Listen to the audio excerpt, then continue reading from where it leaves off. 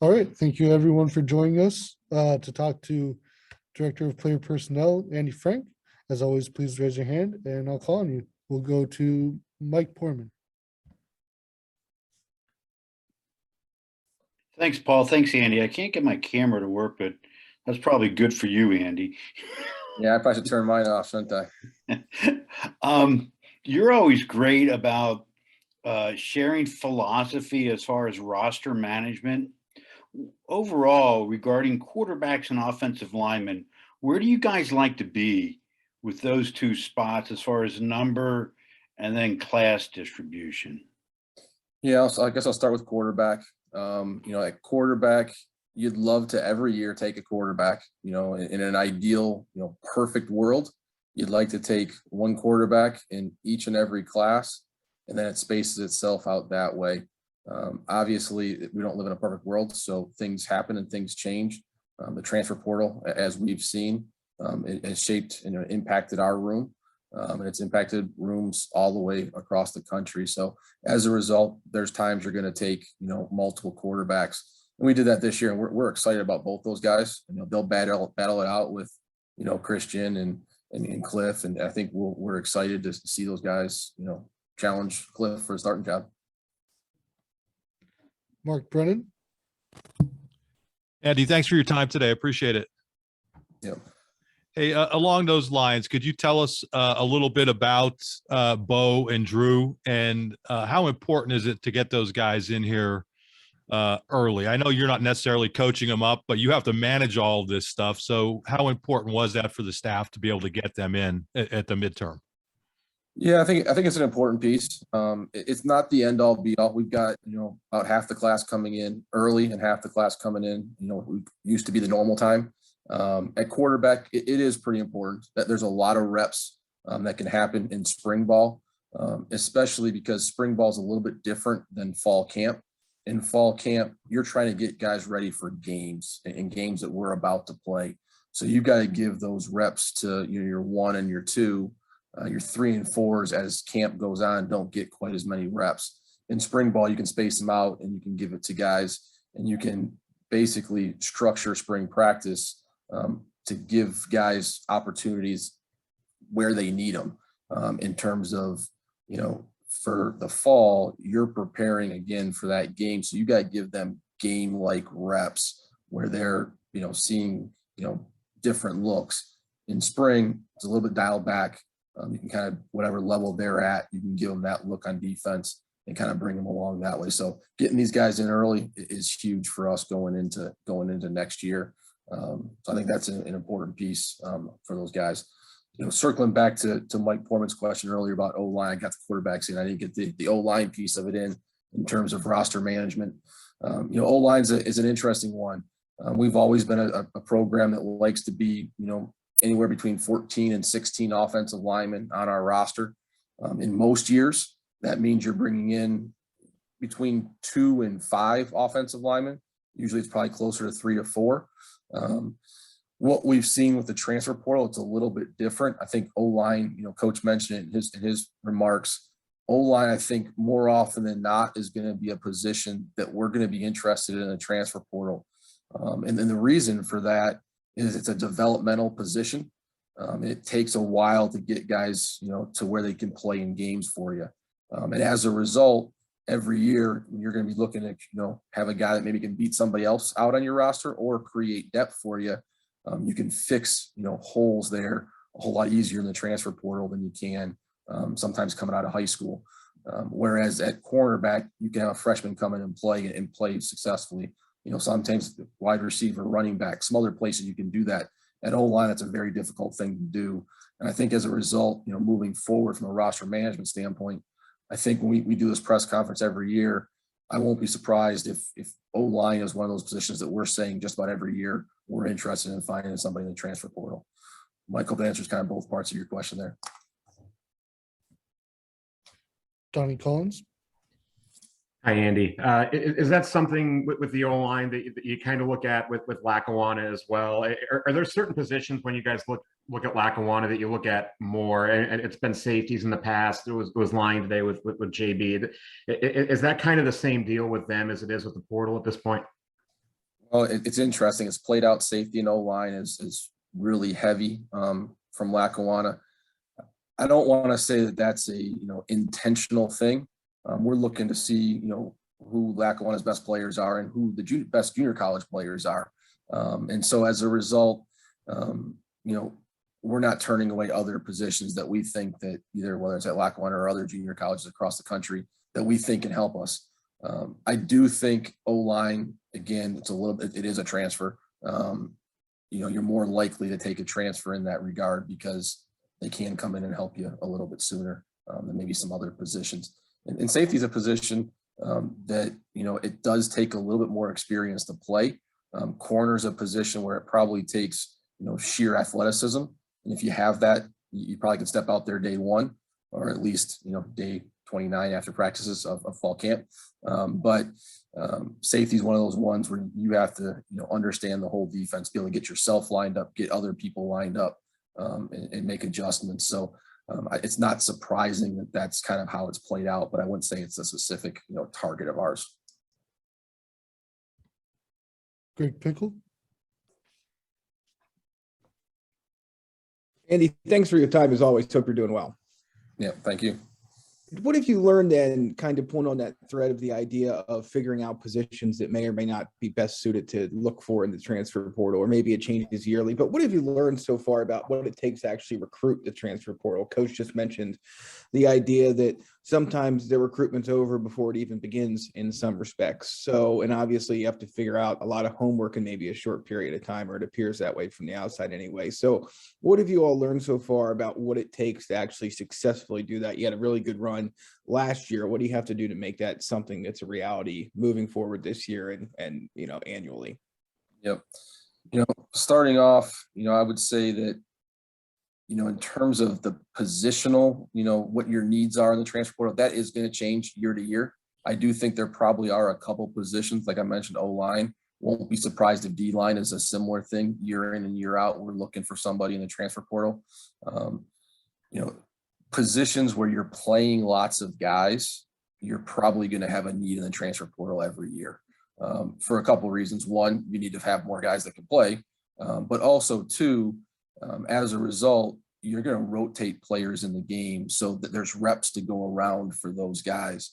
Whereas, let's say tailback, for us, we're probably only playing one tailback per play. So there's not nearly as many reps. If you've got, 2 or 3 you feel really good about, you're probably not looking in the transfer portal for a tailback.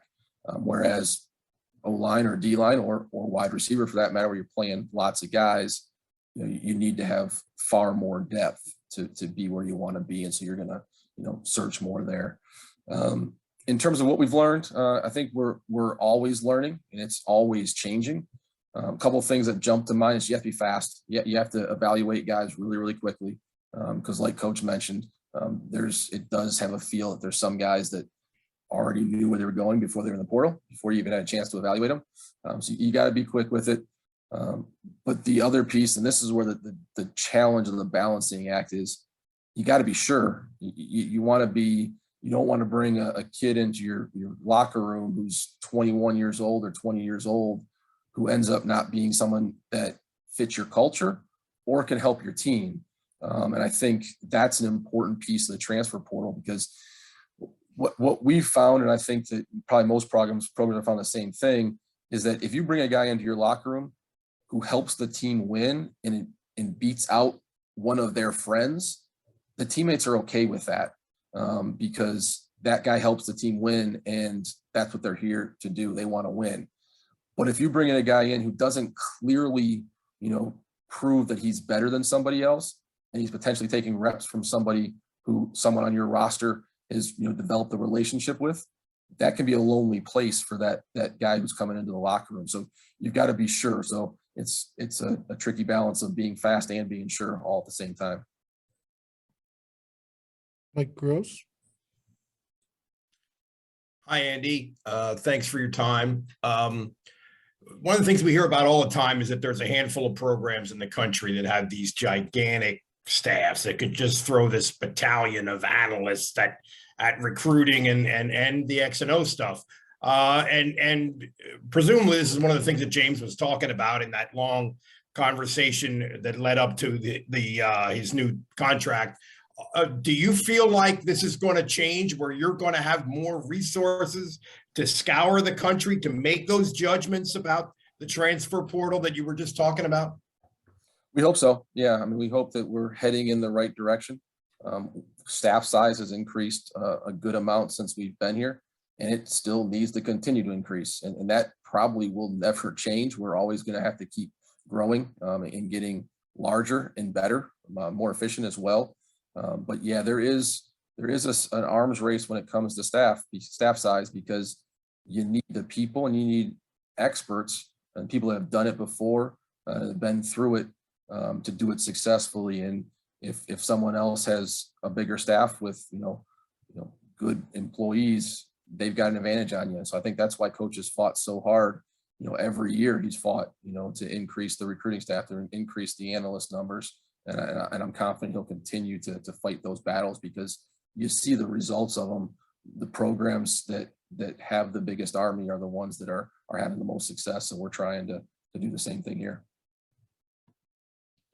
Daniel Gallen. Hey, Andy. James was talking about adjustments that was made in terms of staffing and recruiting to recruit in Philadelphia. Obviously, there was a lot of success there this time around, and in-state as a whole. How do you kind of evaluate those changes that you guys made, and just overall the talent level that was available in the state and in Philly that you were able to bring in this year?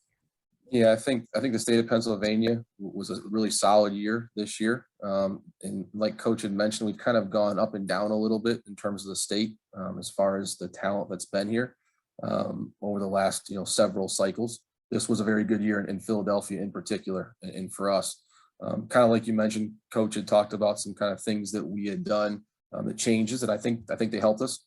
I don't think there's any one thing that fixes potential past issues that you may have had. I think putting Terry Smith as the area recruiter for a huge chunk of the the Metro Philly area, I think that's helped us. Deion Barnes, former player of ours as a GA, was a huge help for us in the Philadelphia area as well. And I think we probably were a little more aggressive. Coach mentioned about having a little bit bigger class size to start with. That allows you to do that. You can put more offers out there early on. And I think that allows you to stay in on kids that if you were a little bit slower on, you might not have been able to stay in on. I also think that it's adjusting a little bit to the times and realizing that, hey, we tried to, not ruffle any feathers and kind of be more conservative in a way with offers, and making sure that every offer that went out was an offer that, was going to be good all the way to signing day in terms of space available. We've been more aggressive with that, and if spots fill up, they fill up. And I think coaches, particularly in the Philadelphia area, have understood that and have actually appreciated that from us, that we've been more aggressive with their kids out front. Mark Wogenrich. Hi, Andy. Can you hear me? Yes. Okay, appreciate it. I don't know if you addressed this already, but Coach Franklin said that he wants to be more aggressive regarding NIL and what he can do with players and what the program can do. What do players and their parents want to know about it? What are you able to tell them with regard to how Penn State can help in that respect? Yeah, I think players and their families are interested in, what are the opportunities, for them at your university. Obviously at Penn State, we've got a great foundation. We've got a huge alumni base. We've got a lot of people that care a ton about Penn State football, about Penn State athletics. And I think that's a great starting point. And I think when Coach talks about being more aggressive, I think with that starting point, we've got to find ways to turn, that passion for Penn State football, and that's reaching out to those alumni and kind of informing them what they can do and the importance of it.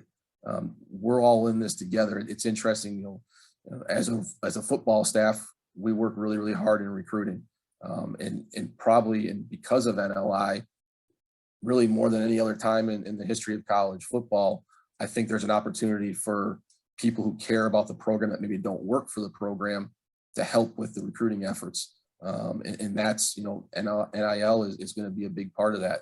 Those programs that have support from businesses, local businesses, businesses throughout the state, all of those different entities that care about your university and your football program step up, and stepping up means, having opportunities for your players. And I think that's where, we want to keep moving forward, and we've seen it across the country, and we want to, make sure we do the same thing here.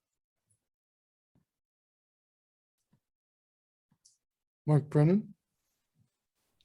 Andy, you had camps again for this class. How important was that after not having them the previous year? And were there specific guys who really helped themselves at camps? I think you were probably on with James, and it sounds like Amari might have been one of them. Thanks. Yep, Amari definitely was. I think an interesting piece about this year, and we refer to them probably all as camps. We had two things this year. We had camps, which we've always had. I say always except during our COVID period, but we've generally had every year. But the other thing that we did have this year, which I thought was great, and this was for the first time, we had individual workouts. And it's a little bit different. Only the coaches were allowed to be at the individual workouts. You could film them, and your coaches could be out there. It could be one kid at a time for kids that were in the 2022 class. So some of the guys came to camp, and some of the guys that signed in this class did what was essentially an individual workout that was the same as it would have been for camp, except they were doing it by themselves with our coaches. Omari is one of the guys that did that. And that was huge, huge for him. Tyler Johnson is another guy that jumps to mind. Both of those guys, without those individual workouts that were provided by the NCAA this year because of COVID, I don't know if either of those guys are in our class because they're guys that are a little bit further. Amari's obviously in Texas, pretty far away, and Tyler's, pretty far away in Virginia. I'm not sure if they make it here on a camp day, and we get a chance to evaluate them and see just how athletic they are in person from a coaching staff perspective. And I think that's something that, we're interested in. Hopefully the NCAA keeps that moving forward. It's very helpful because at the end of the day, I think for everybody that's involved in the recruiting process, I do think it's helpful because for us, we don't want to make mistakes. We want to be able to have as much information as we possibly can about the kid, about his family, but also about his athletic ability. And having the ability to do those individual workouts allows you to get as much information as possible because some kids can't make it on the day that you have a camp. Some kids may or may not be able to afford going to, 10 or 15 different college camps. And so to have the individual workouts, which were free to the kids, I think is something that was, was awesome for us. And I think awesome for the kids. And so those are two guys that jump out right away. We had a bunch of other guys as well. But those guys, I can say fairly confidently, if they had not come and worked out on our campus, I don't think they're in this class. And because they did, I'm real confident in the ability they have as football players because they showed it the days they were here. Greg Pickle. Andy, going back to the idea of, this being a bigger class, helping you guys in Philadelphia, maybe some other areas as well. Between the time you started doing this, the time you got to Penn State, whichever kind of time frame you want to use, how difficult has it been to accurately project? I mean, let's just use the class of 2023 as an example, maybe, or this class, however you want to do it, but project the actual space you have with all the different things we're talking about having to deal with here. How soon can you be certain you have a big class versus maybe not one as big as you thought it would be? Or what is that dynamic like when you're trying to figure some of this stuff out? So we try to project the following class right after the February signing period. Couple of reasons for that. First of all, that was, when I first got into it, that was the only signing period. So you were doing it then because there wasn't an initial one. So that was one reason. But the other reason is you get past all the guys that have to declare for the NFL draft. So that's a big part of your attrition. You get a good feel for what's happening there. You're now past, all the kids that you can sign in this class with the exception of transfers, which now has changed a good amount. But then it also gives you a really long runway of information to the following signing period. So really what it turns out to be is you're looking at your attrition data for about a year and a half. What happens over the course of that year and a half. And the way that we chart it is we basically chart it for that entire time frame. And we look at it, every year, by month, how many kids that we have depart the program to be able to have a feel for what's going to happen in future years. In terms of how difficult it is, You know, early on, it's pretty challenging in a program because you don't have a lot of data to go off of. You're going off of previous staff data, which is really helpful. And I think helped us when we first got here. As we kind of got into things a little bit further, I felt like the information kind of normalized, if you will. And you kind of had a good feel for, you know, hey, we're going to be roughly this number of guys are going to, you know, leave the program for a wide variety of reasons. It could be guys that, like I said, enter the draft. It could be guys that decide that they're going to, you know, medical because they have injuries. It could be guys that decide to transfer. And that feel probably 4 or 5 years of being in here, it's kind of got a pretty good sweet spot going there. The last 24 months of college football, a lot of things have changed, a lot of rules changes. So moving forward, those rules changes are going to really impact, I think, what the numbers look like. You know, the biggest thing, not necessarily being the transfer portal itself, but the, you know, the ability to be a one-time transfer and be eligible right away. That dramatically changes, you know, how the numbers look for you. And we'll have to, you know, figure that over the course of the next couple of years. That's one big thing. And then the other big thing is the COVID year, having guys that can come back for an extra year. So, you know, normally we're looking at what we would consider our senior class. And a guy, we'll use Sean Clifford as an example. Going into this year, in a normal year, we know Sean Clifford is a guy that's not going to come back because he's out of eligibility. You know, he announced last week that he's, or maybe early this week, that he is coming back. And, you know, that's a guy that you're super excited that he's coming back, but you also now, that's one less scholarship that you thought you might have. Now, I will say this, we obviously projected, you know, a certain percentage of those seniors as coming back.